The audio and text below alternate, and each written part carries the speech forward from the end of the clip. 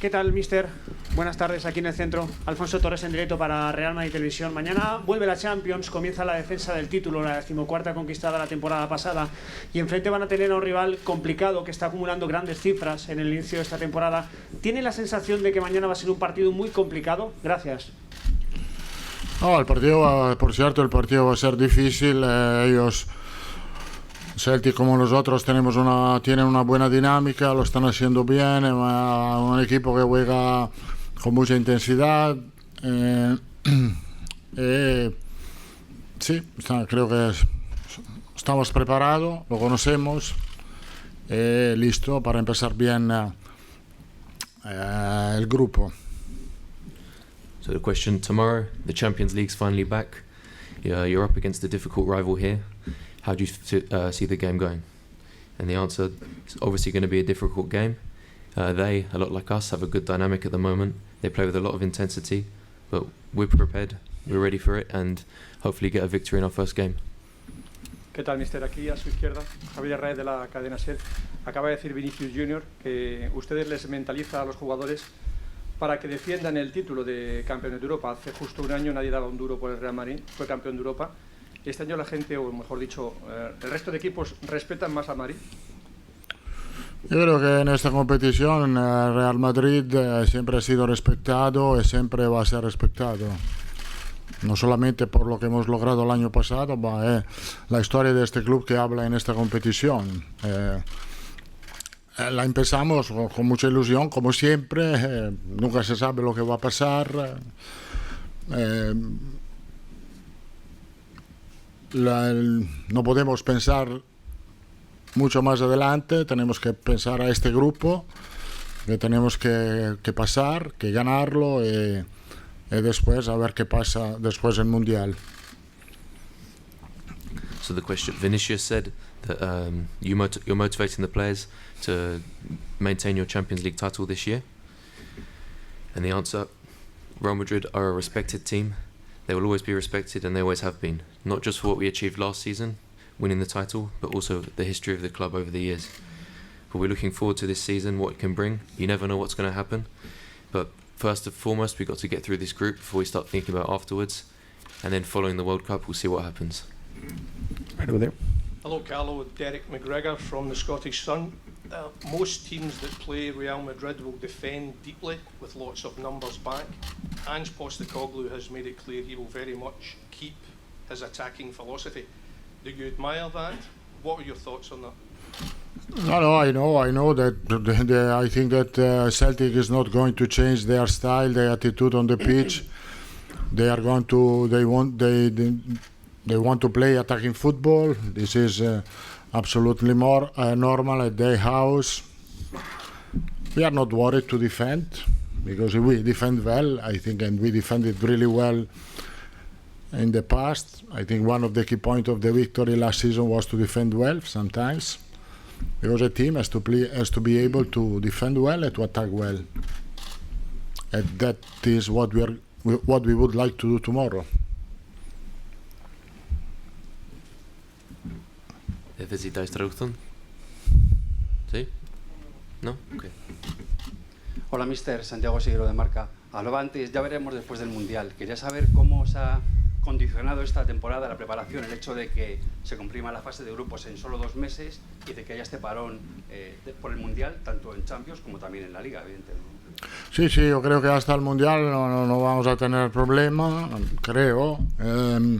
Los jugadores están listos, preparados, motivados para llegar también al Mundial en una buena condición física. Y después del Mundial, la duda es ahí. ¿Cómo volverán los jugadores después del Mundial?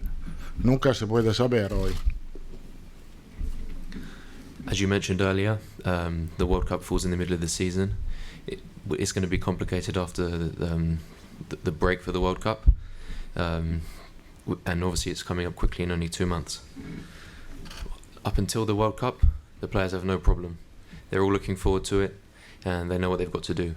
But after the World Cup, that's when the problems may arise. We don't know what's going to happen in terms of players' condition and injuries, so we'll see what happens. Chao, Carlos. ¿Qué tal? Muy buenas. Fernando Burgos, Onda Cero. El año pasado Evidentemente nadie daba favorito al Real Madrid. Tú en la primera rueda de prensa, me acuerdo que dijiste, nosotros lo único que prometemos es competir. Han pasado 12 meses y si te fijas en las empresas especializadas y las casas de apuesta, el Madrid no está entre los 4 favoritos para ganar esta Champions. En todas está el quinto. Tiene delante al PSG, al Manchester City, al Bayern de Múnich y al Liverpool. ¿Te sorprende que sí, sois muy respetados? Tenéis mejor equipo que el año pasado, tenéis a los mejores jugadores de la temporada pasada en plenitud. ¿Te sorprende que la gente que dice que sabe os pongan tan atrás en las apuestas? No, no me sorprende, lo veo como un buen señal, porque yo creo que el año pasado teníamos aún menos posibilidad en la estadística. Este año hemos mejorado, tenemos un poco más. Yo creo que va a pasar lo que has pasado el año pasado. Vamos a competir hasta el final. Ojalá podamos competir en la final. ¿Qué tal, mister? La traducción. Sí. Last year, you were somewhat underdogs in the Champions League, but you competed all the way to the end. 12 months later, you're still not even amongst the top 4 favourites for this year's trophy. In fact, you're 5th, behind Bayern, PSG, City and Liverpool. But with last year's top players all in good form, are you surprised at this? No, I'm not surprised. If anything, it's a good sign. We don't mind being the underdogs, but if anything, we've improved. So the same as last year, we're going to try and compete all the way to the final, and hopefully in the final. Aquí, mister. Sergio López para el diario AS.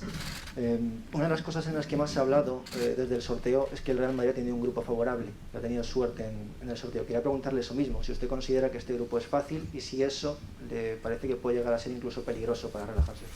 No es un grupo fácil porque no es un grupo fácil, porque conocemos muy bien los equipos. Celtic es un equipo que lo está haciendo muy bien. Tenemos que respetar esto, como tenemos que respetar el Lipsia y también el Shakhtar Donetsk. El grupo hay sorpresa, sobre todo en la primera parte hay muchas sorpresas. El año pasado tenemos un recuerdo bastante vivo, perdiendo en casa con los Sheriff, que parecía... pero puede pasar, entonces es un grupo que respetamos y creo que va a ser un grupo también equilibrado. People say that your draw in the group was somewhat easy and you were lucky. Is it dangerous to rest on your laurels and think that you have an easy group? No, it's not an easy group at all. Celtic, first and foremost, are a strong side, and we also have to respect Leipzig and Shakhtar. There can also be surprises in the group. Think about last year against Sheriff, anything can happen. But yeah, we're going forward, we're going to respect this group and see what happens. ¿Qué tal, mister? Buenas tardes, Andrés Rubio de Televisión Española. A partir de ahora empiezan a jugar partidos cada 3 días, se empieza a hablar de las rotaciones. ¿Veremos mañana en el 11 alguno de los jugadores menos habituales? Sí. Puede ser. Es que depende de quiénes son los menos habituales. Yo no sé cuáles son los menos habituales. So with this busy schedule coming up with games every 3 days, is it possible that there's going to be some rotation with a less common player starting? Yes. Well, it depends what you mean by a less common player. There's going to be rotation, and it just depends what you define as a less habitual player. Vamos a hacer las últimas 2 preguntas. 2 last questions. One over there. Hi, Michael Gann, Daily Record. Hi, Carlos. You've conquered Europe many times, but strangely you've not conquered Celtic Park as a coach. Can you tell me some of your memories of coming here, and how much do you want to change this record tomorrow night? It's true. It's a really difficult stadium for me, for my teams in the past. I think I don't have a clear memory of this, but we played against Celtic one time in the group, one time I think in the last 16. We drew 0-0, we lost 1-0 here, and then we were able to win in Milan 3-2 in the extra time. What can I say? A really difficult stadium, but a fantastic atmosphere, and so I think for the fact that I love this sport, I love that my team can play in this atmosphere. We do one last question, última pregunta. Hi Carlo, Callum Crowe here from the Scottish Daily Mail. Luka Modric will celebrate his 37th birthday later this week. He seems like a player who just gets better year after year after year. Can you explain to us just a little bit about how strong his influence is on this team? And I think that there is no explanation. There is no explanation. He's a fantastic player with a fantastic quality. He has a really great attitude. He had the luck that he didn't have big injuries during his career. I think that these three things combined can make him at 37 years old one of the best midfielder that we have in Europe. He's going to celebrate 37 with a big party. I hope to be invited. Thank you. Ciao.